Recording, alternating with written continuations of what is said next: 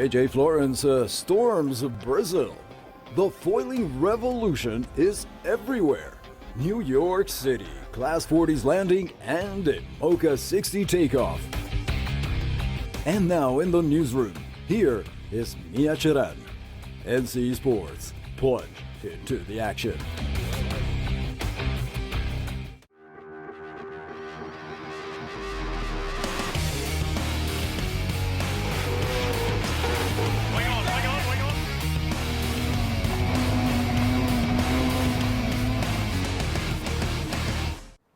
Welcome back to NC Sports. I'm Mia Chiran. Surfing, sailing, rowing, but above all, it's all about foiling. We've got another packed lineup for today's edition. Let's check it out. With his win in Rio, JJ Florence leaps back into contention on a now wide-open men's WSL Championship Tour. Junior freestylers met in Holland, while pro kitefoilers hit Sardinia for full-on IKA Euro Championships. Explaining the revolution, meet the masterminds of the foiling week. Link up with the newsroom for an exclusive 2016 preview. Then, the Atlantic Cup. Quick chat with Pat O'Connor, plus Class 40s land in New York in the last chapter of the Transat. Laser Worlds in Mexico, multiple ICF events on the road to Rio, PWA slalom in Korea, and lots more. Compared to 2015, the men's WSL Tour this season is offering a completely different scenario. Perhaps even a year of transition in search for new heroes of a new generation. And with his victory at the Rio Pro last week, JJ Florence is already one of them.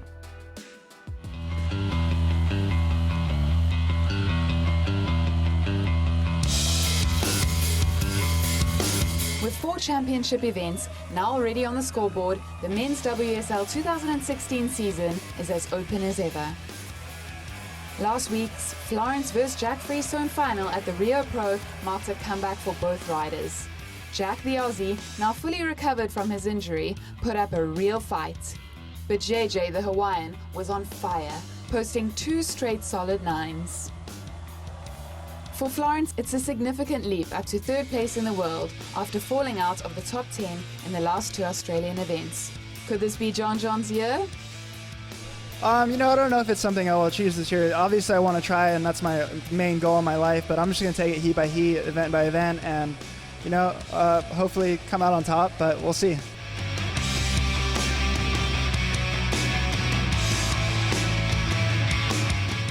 The huge Brazilian tide has also lost steam this season. It started down under, and now several top riders also met defeat on their home court. Gabriel Medina and Adriana de Souza did move up all the way into the quarters with Miguel Pupo, then eliminated by Freestone. But with both the former and current world champs also in the semis, local fans would not get to hail their heroes in the final. So who could win this WSL 2016 World Championship Tour? Well, thanks to his back-to-back event wins this season, Matt Wilkinson is still leading. Remarkably, and in spite of a dismal 25th place in Brazil, this Aussie with some more consistency could actually pull away further from the pack. All bets are on.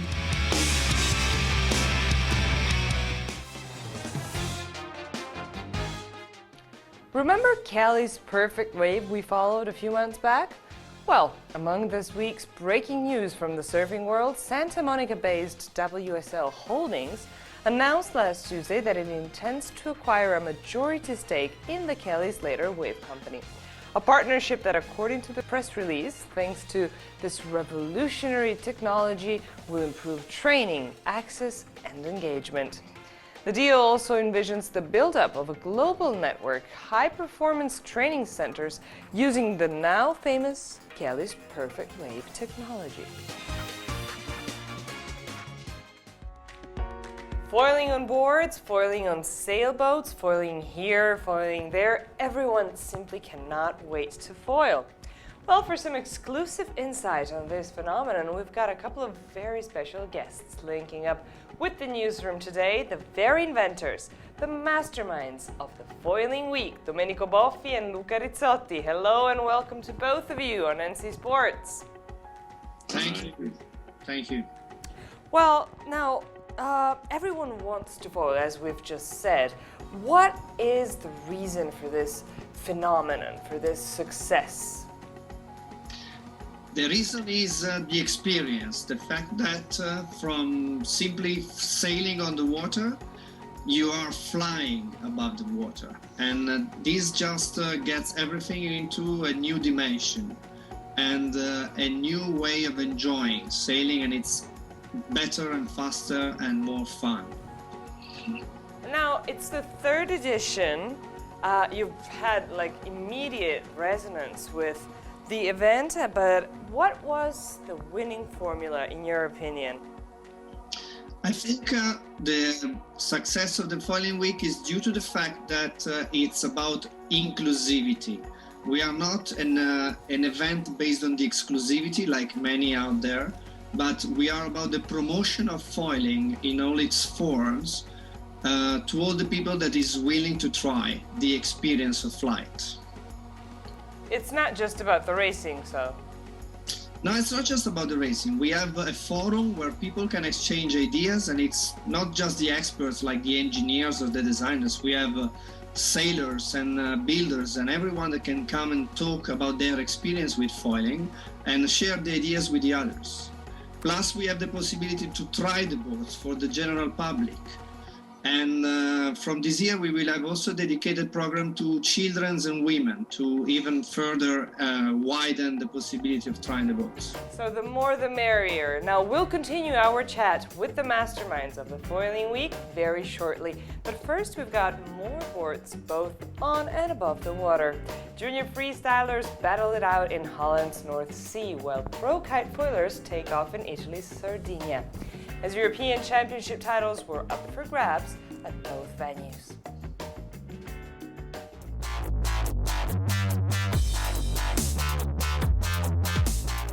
IKA's Pro Kite season is now full on, and with a back-to-back calendar of events for all disciplines and categories. Junior freestylers closed the sensational European Championship just last week, as 59 of the very best young riders met up in Noordwijk, Holland.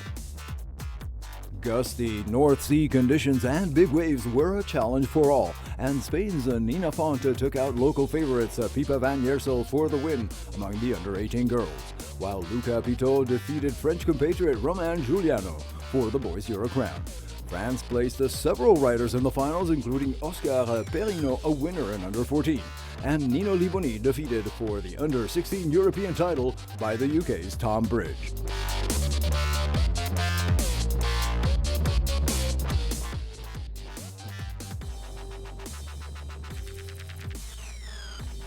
Pro kitefoilers also completed their own slalom European Championship on the iconic Poeto Bay in Sardinia. Monaco's Maxime Nocher and Elena Kalinina from Russia first built strong leads during the week in the qualifiers, and then kept their cool in the last four medal races held on Monday. In line with the new IKA parameters, this Italian stopover was the very first time the continental title was held on foiling kiteboards for both the regulated Formula Kite and the open development kitefoil classes.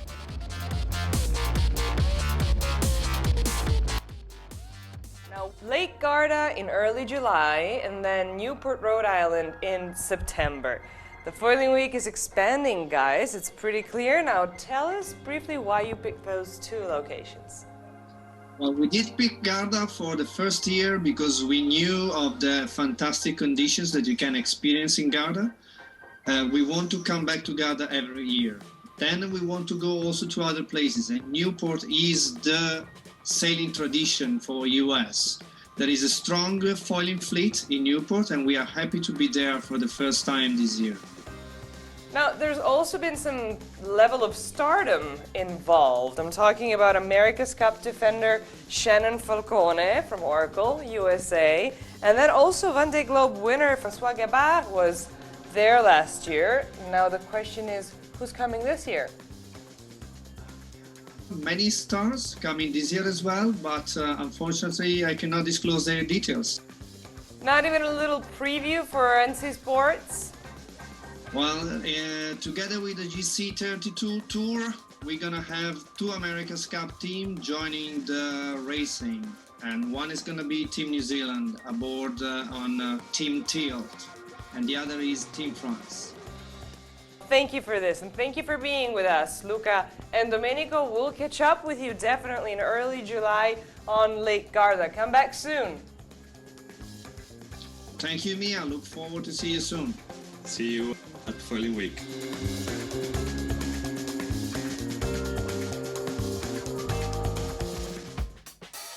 And now let's take a flash tour with the latest from around the world on the NC Sports Briefs.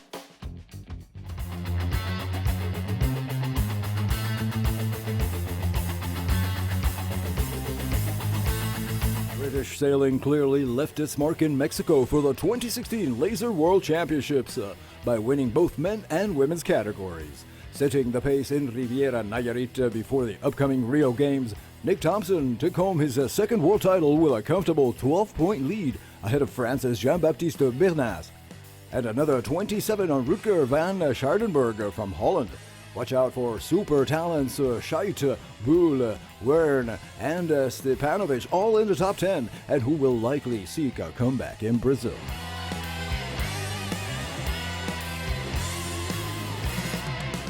Big surprises also on the ladies' laser radial with a USA versus UK final between Paige Riley and Allison Young, who ultimately clinched first place in the very last crucial medal race and edged out the American by just 1 point overall. Here too, several strong favorites like Rindom, Bouwmeester, Lunjavisut, and Shu will be reviewing their performances before the Olympics. Plus, never underestimate Van Acker, absent in Mexico.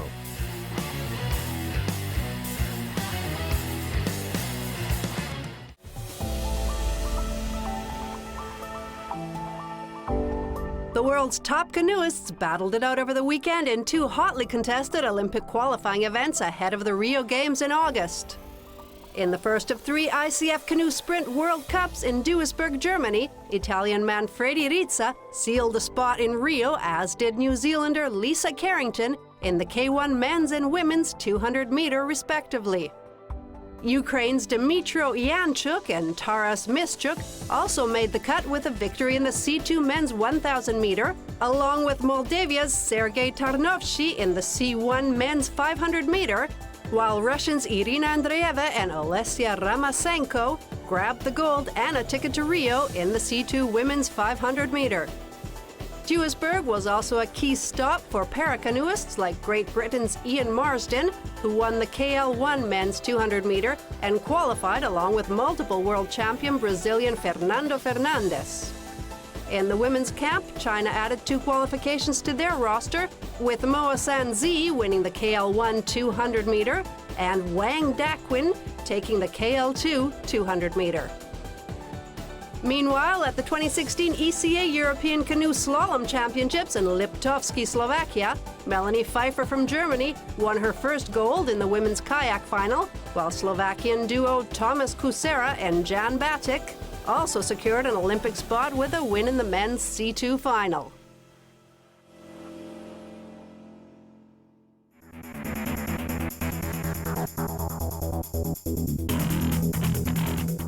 The season opener of the 2016 PWA World Tour wrapped up in Ulsan, South Korea, with Matteo Iachino and Lena Erdil taking top honors.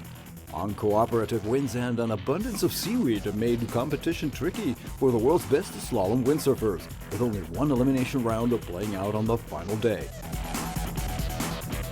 Turkish sensation Erdil, who finished third last season, fended off attacks from multiple world champs Sarakita Alfringa and Tinkuzan, respectively taking number 2 and 3 spots. While Cyril Musulimani and Ross Williams completed the order on the men's podium behind Italy's Iachino. The reigning champ and slalom giant Antoine Albo managed a mere 7th place finish.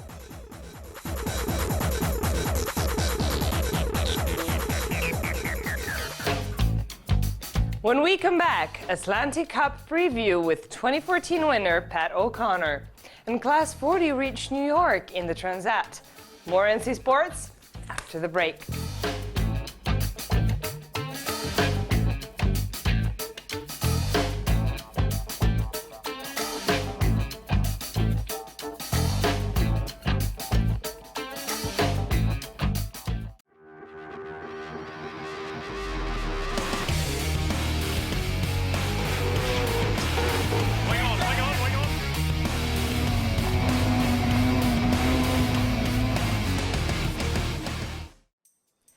We're back on NC Sports. Cloudbreak, Tavarua, New York, Hayama, Japan, and Lake Garda.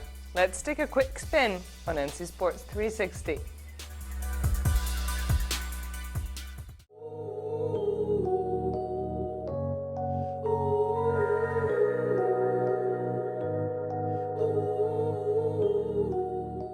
It's time for Cloudbreak as Tavarua goes center stage this weekend for the Women's WSL Fiji Pro. Will Tyler stretch her lead, or will Courtney get even? Can Sally keep focus, or Stephanie and Carissa make their move? And watch out for that new kid, Tatiana.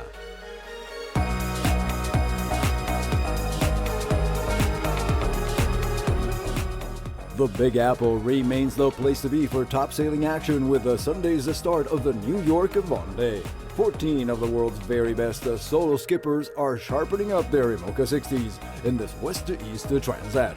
Half the fleet on foils, the other without. In the last test before the big one, November's Vendée Globe Challenge.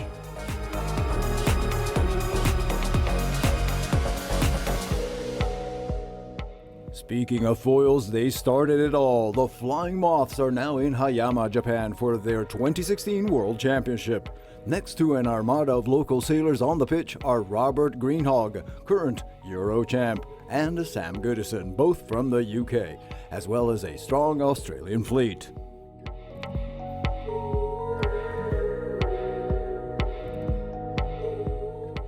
More flying platforms with the GC32 Racing Tour Cats now on Italy's Lake Garda for the Riva Cup. 10 teams are kicking off this third pro season with top names like Sébastien Rogue, Jan Guichard, and current world champ Flavio Marazzi. Among the latest prestigious entries, Pancama has joined the circuit with Norauto team.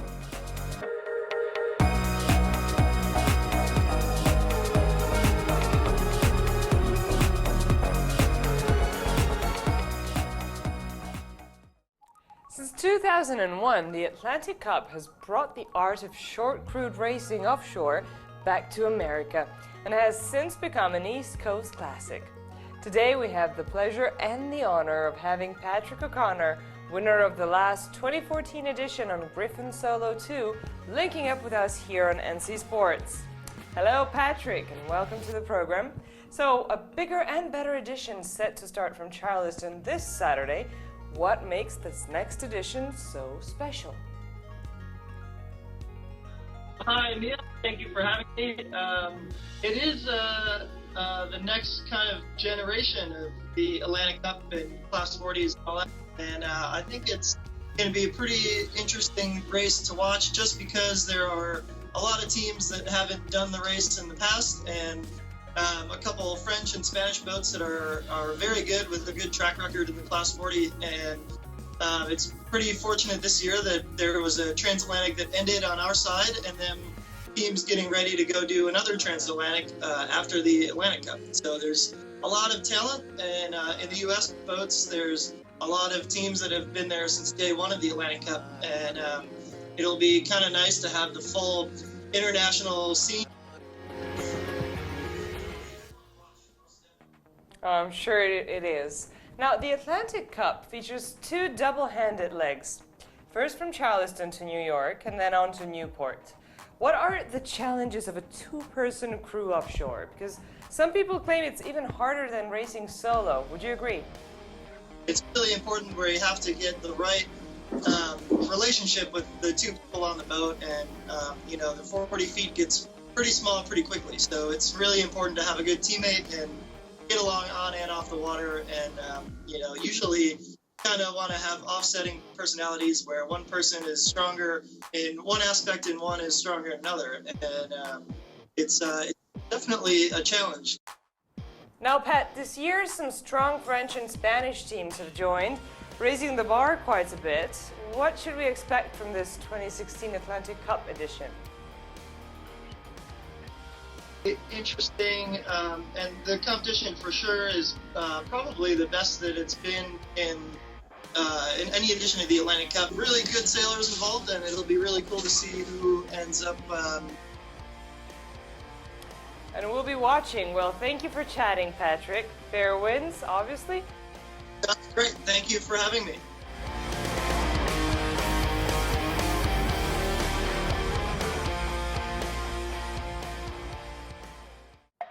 And meanwhile, in the Big Apple, Class 40 solo sailors completed the Transat last weekend after more than 3,000 nautical miles at sea. Let's check out the results.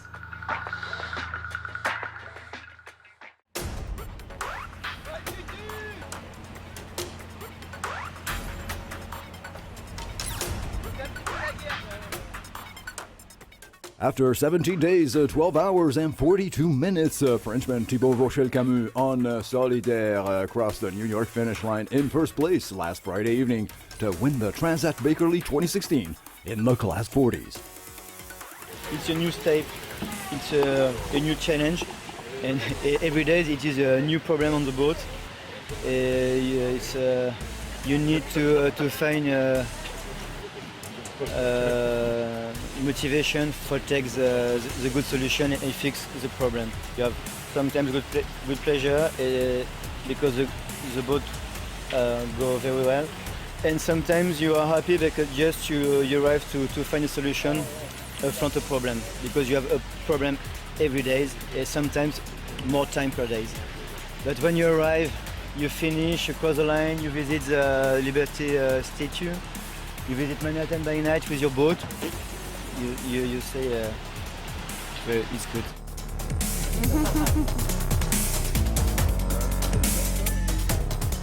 A three-way match race and strong headwinds sweeping the fleet conditioned the very last phase for the smallest division in this over 3,000 nautical mile race.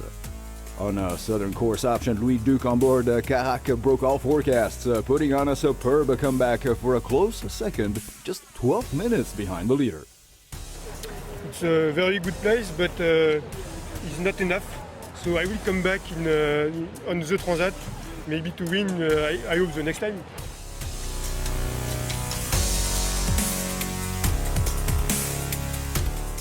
Well, another 40 minutes later, Englishman Phil Sharp on Imerys completed this transatlantic podium in third.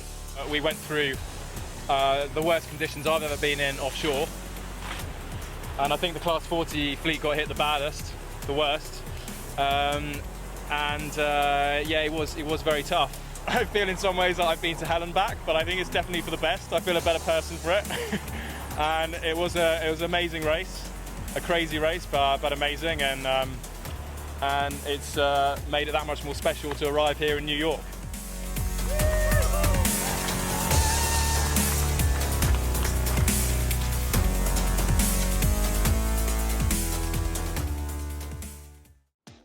Nautical Channel is taking you into the heat of the action this June with the UIM XCAT World Series Round 2 in Dubai. 14 teams vying for this year's championship title battled it out at breathtaking speeds at one of the world's elite racing venues. After a win in the season opener in Fujairah, victory teams Arif Al Zafain and Nadir Bin Hindi seal their fate at the top of the podium with a narrow win late in the race over Abu Dhabi Team 5, leaving room for a three-way battle for third position that won't disappoint. Sweecat, Gold Coast, Australia, Dubai 33, T-Bone Station, these 2016 contenders mean business.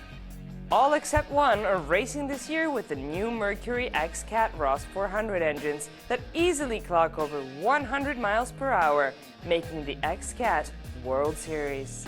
Don't miss a beat of this veritable festival of speed, airing on Nautical Channel June 9th at 9 p.m.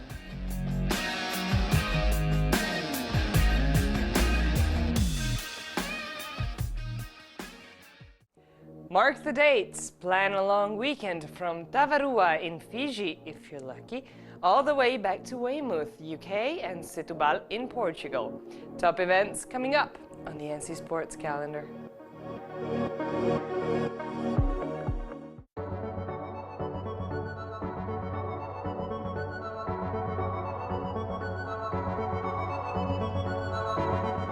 The WSL Championship Tour heads to the South Pacific for the Fiji Women's Pro May 29th to June 3rd. With 3 wins in 4 events, Tyler Wright has taken a comfortable lead in the 2016 Tour, but challengers like Courtney Conlock, Carissa Moore, and Sally Fitzgibbon, who won back-to-back titles at the last 2 Fiji editions, will be putting on the pressure as the Tour passes the halfway mark.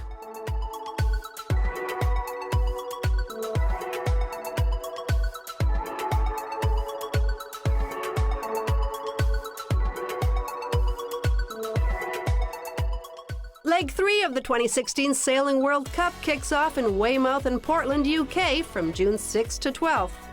The event is the final showdown ahead of the Olympics in Rio in August. Going into the regatta, Australia dominates the medals tally with 27, trailed by Great Britain with a distant 9 and New Zealand with 8.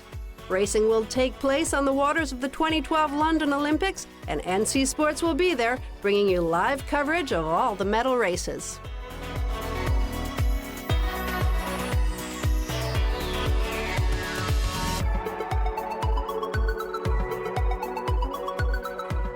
The FINA Marathon Swimming Olympic qualifiers get underway in Setúbal, Portugal on June 11th and 12th. For the second straight Olympiad, the final entrance to the open water 10-kilometer race in Rio will be decided at the venue. In addition to those swimmers who have already qualified, the competition will select at least 14 more men and 14 more women for the Olympics, plus a minimum of 1 each from both men's and women's from the host country, Brazil.